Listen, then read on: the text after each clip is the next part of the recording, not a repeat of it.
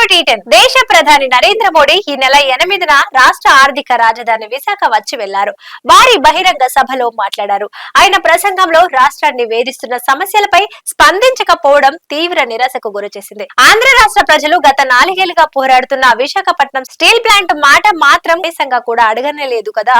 ఆయనను ప్రసన్నం చేసుకోవడానికి ఇద్దరు పోటీ పడ్డారు. ముచ్చటగా ముగ్గురు కలిసి ఈ సభా వేదికగా ఆంధ్ర రాష్ట్రానికి మోసం చేశారు. సభంతా ఒకరినొకరు పొగుడుకోవడంతోనే సరిపోయింది. ఆయన సభలో పదే పదే ప్రస్తావించిన గ్రీన్ ఎనర్జీ ప్రాజెక్టు నిర్మాణం ఆయన విధాన పరంగానే ద్వేషించే ఒక ప్రభుత్వ రంగ పరిశ్రమ అయినటువంటి ఎన్టీపీసీ ద్వారా జరగటం ప్రభుత్వ రంగ ప్రాధాన్యత తెలుస్తోంది. సరిగ్గా 2 నెలల క్రితం అంటే 2022 నవంబర్ 12వ తేదీన ఇదే Andhra university engineering college grounds లో ఆయన సభ జరిపారు. అప్పటికే స్టీల్ ప్లాంట్ అమ్మకానికి వ్యతిరేకంగా పెద్ద ఎత్తున ఉద్యమం సాగుతోంది. అప్పుడు కూడా ఆయన దానిపై స్పందించలేదు. ఆయన పక్కనే ఉన్న నాటి ముఖ్యమంత్రి జగన్మోహన్ రెడ్డి కూడా ఆయనను అడగలేదు. దీనిపై నాడు ప్రతిపక్షంలో ఉన్న నేటి ముఖ్యమంత్రి చంద్రబాబు నాయుడు, పవన్ కళ్యాణ్ ఇద్దరు జగన్మోహన్ రెడ్డి తనపై ఉన్నటువంటి కేసుల గురించి భయపడి మోడీని అడగలేదని విమర్శించారు. ఆ విమర్శ కూడా సహేతుకమైనదే కావచ్చు. అయితే విచిత్రంగా నేడు అదే వేదికపై అదే మోడీ పక్కన కూర్చున్న చంద్రబాబు నాయుడు గాని, పవన్ కళ్యాణ్ గాని మోడీని కనీసం మాట వరుసకైనా అడగకపోవటం ఆశ్చర్యం కలిగించడమే కాక సమర్థనీయం కూడా కాదు. ఎందుకంటే వీరు 2024 ఎన్నికలకు ముందు రాష్ట్రంలో డబుల్ ఇంజిన్ సర్కారు ఏర్పడితే విశాఖ స్టీల్ ప్లాంట్ పరిరక్షిస్తామని, రాష్ట్రాన్ని అభివృద్ధి దిశలో ముందుకు తీసుకుపోతామని హామీ ఇచ్చారు. కానీ అందుకు భిన్నంగా కేంద్రం స్టీల్ ప్లాంట్ కష్టాలను మరింత పెంచింది. కార్మికులను తొలగిస్తోంది. ఉద్యోగుల జీతాలు కూడా చెల్లించకుండా తిప్పలు పెడుతోంది. బొగ్గు, ముడిసరుకు, రైలు ర్యాకులు కూడా ఇవ్వకుండా స్టీల్ ప్లాంట్ ను అష్టదిగ్బంధనం చేస్తోంది. ఈ దుస్థితి నుండి ఈ సభలోనైనా ఉపశమనం కలుగుతుందేమోనని కొంతమంది అయినా ఆశించారు. కానీ ఆ ఆశలను అడియాసలు చేస్తూ ప్రధానమంత్రి తమ ప్రైవేటీకరణ నిర్ణయాన్ని ఉపసంహరించుకోలేదు సరికదా. పక్కలో బల్లెంలా రాష్ట్ర ప్రభుత్వం దీనికి సమీపంలోనే అనకాపల్లి జిల్లా నక్కపల్లిలో ప్రైవేట్ రంగంలో మిట్టల్ స్టీల్ ప్లాంట్ ఏర్పాటు చేస్తామని ప్రకటించడమే గాక దానికి అనుసంధానంగా పోర్టు నిర్మిస్తామని కూడా తెలిపారు. వీటికి మించి ఇటీవల చంద్రబాబు నాయుడు దేశ రాజధాని ఢిల్లీలో ప్రధానమంత్రిని కలిసినప్పుడు విశాఖపట్నం స్టీల్ ప్లాంట్ కు గనులు కేటాయించాలని అడగలేదు. కానీ ప్రైవేటు రంగంలోని ఇంకా స్థాపించబడని మిట్టల్ స్టీల్ ప్లాంట్ కు మాత్రం గనులు ఇవ్వాలని కోరారు. దీన్ని బట్టే తెలుస్తోంది ఈ డబుల్ ఇంజిన్ సర్కారు పయనమేమిటో. అందులోని భాగస్వామ్య పక్షాలకు విశాఖపట్నం స్టీల్ ప్లాంట్ మీద ఎంత చిత్తశుద్ధి ఉందో రక్షణ కాదు భక్షణ వీరి విధానమని.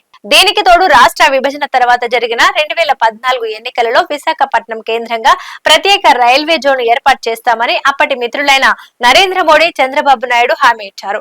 10 ఏళ్లు గడిచినా నేటికి హతిగతి లేదు. నాయకుల ప్రకటనలే తప్ప ఆచరణలో రైల్వే జోన్ ఏర్పాటు కాలేదు. నేడు తీరుబడిగా 10 ఏళ్ల తర్వాత శంకుస్థాపన చేశారు. ఇక ప్రారంభానికి ఎంత సమయం వేచి ఉండాలో. కానీ ఆ పేరున 100 ఏళ్లకు పైగా చరిత్ర కలిగి దేశంలోనే రైల్వేకు అతిపెద్ద ఆదాయం సమకూరుస్తున్న డివిజన్లలో ఒకటిగా ఉన్న విశాఖపట్నం రైల్వే డివిజన్ ను ఎత్తివేయాలని కేంద్ర ప్రభుత్వం నిర్ణయించింది. ఇది పచ్చి ధాగా తప్ప మరొకటి కాదు.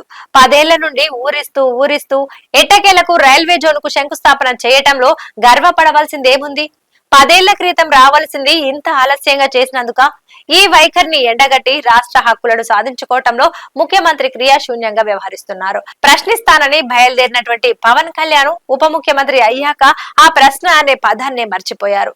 దీనితో నరేంద్ర మోడీ ప్రభుత్వం కేంద్రంలో మెజార్టీ లేకపోయినా మరింత రెచ్చిపోయి రాష్ట్రానికి ద్రోహం చేస్తోంది. ప్రత్యేక హోదా మాటే మరిచింది. వివిధ విద్యా సంస్థల నిర్మాణ పనులు ఇంకా నత్తనడకన సాగుతున్నాయి. విశాఖ, విజయవాడ మెట్రో రైల్ ఊసే కేంద్ర ప్రభుత్వం మరిచింది. కడప ఉక్కు ఫ్యాక్టరీ, దుగ్గరాజపట్నం పోర్టు సాధ్యం కాదని కేంద్ర ప్రభుత్వం చేతులెత్తేసింది. రాష్ట్ర విభజన చట్టం ప్రకారం ఉత్తరాంధ్ర, రాయలసీమ ప్రాంతాలకు రావాల్సిన ప్రత్యేక అభివృద్ధి ప్యాకేజీలను కేంద్ర ప్రభుత్వం ఒక ప్రహసనంలా మార్చేసింది. వీటిపై కూడా కూటమి నేతలు నోరు మెదపటం లేదు. నేడు పాలకులకు ప్రజలు కోరుకున్నవి కాకుండా ప్రజల ఆలోచనలలో లేనివి ప్రకటించి అదే అభివృద్ధి అని నమ్మబలుకుతున్నారు. ఈ సభలో మోడీ అనకాపల్లి జిల్లా నక్కపల్లిలో బల్క్ డ్రగ్ ప్లాంట్ ఏర్పాటుకు వర్చువల్ గా శంకుస్థాపన చేశారు. విశేషం ఏమిటంటే అక్కడ స్థానికులు ఈ ప్లాంట్ మాకొద్దు బాబోయ్, దీని వల్ల ఇప్పటికే కాలుష్యంతో సతమతం అవుతున్న మా ప్రాంతం సముద్ర తీరం మరింత కలుషితం అవుతుంది, మత్స్యకారులకు ఉపాధి పోతుంది అని మొత్తుకుంటున్నారు. అయినా ఇదే అభివృద్ధి అంటూ కేంద్ర రాష్ట్ర పాలకులు బలవంతంగా రుద్దుతున్నారు. అచ్యుతాపురం దగ్గర ఉన్న గ్రీన్ ఎనర్జీ ప్రాజెక్టును కూడా వర్చువల్ గా ప్రధానమంత్రి శంకుస్థాపన చేశారు. అక్కడ కూడా 1200 ఎకరాల భూమిని కోల్పోయిన స్థానిక రైతులు, నిర్వాసితులు ఉపాధి నష్టపరిహారం గురించి ఇంకా వేచి చూస్తున్నారు.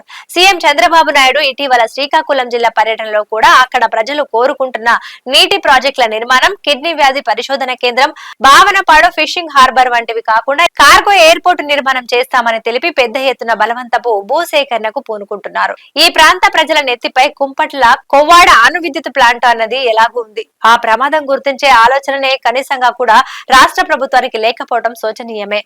రాష్ట్రంలోని గంగవరం పోర్టులో రాష్ట్ర ప్రభుత్వానికి ఉన్న 10.39% వాటాను జగన్ ప్రభుత్వం ఆదాని సంస్థకు అమ్మేసింది. దీనితో 2852 ఎకరాల భూమితో సహా సర్వ హక్కులు ప్రభుత్వం అదాని పరం చేసింది. విశాఖ ఏజెన్సీ ఏరియాలో వివిధ ప్రాజెక్టుల పేరుతో గిరిజన ఉపాధికి గండి కొడుతూ గిరిజన చట్టాలను అతిక్రమించి అదాని సంస్థకు అనుమతులిచ్చింది. విశాఖ నగరంలో అత్యంత విలువైన 130 ఎకరాల భూమిని అదాని డేటా సెంటర్లకు అప్పచెప్పింది. నేడు అదాని కంపెనీలు అత్యంత అవినీతికి పాల్పడి విద్యుత్ ఒప్పందాలు చేసుకున్నట్లు అమెరికా కోర్టులో కేసు నడుస్తోంది. ఈ అవినీతి వ్యవహారాన్ని ఖండించి చంద్రబాబు ప్రభుత్వం ఆ ఒప్పందాలను రద్దు చేయవలసింది పోయి వాటిని కొనసాగిస్తూ తిరిగి సమర్థించుకుంటోంది. డబుల్ ఇంజిన్ సర్కార్ వస్తే రాష్ట్రానికి ఏదో న్యాయం జరుగుతుందని కొంతమందికైనా ఉన్న భ్రమలు ఇప్పుడు క్రమేణా కరిగిపోతున్నాయి. విద్యుత్ ఛార్జీలు, ఇతర బాధులతో సామాన్యుల నడ్డి విరుస్తున్నాయి.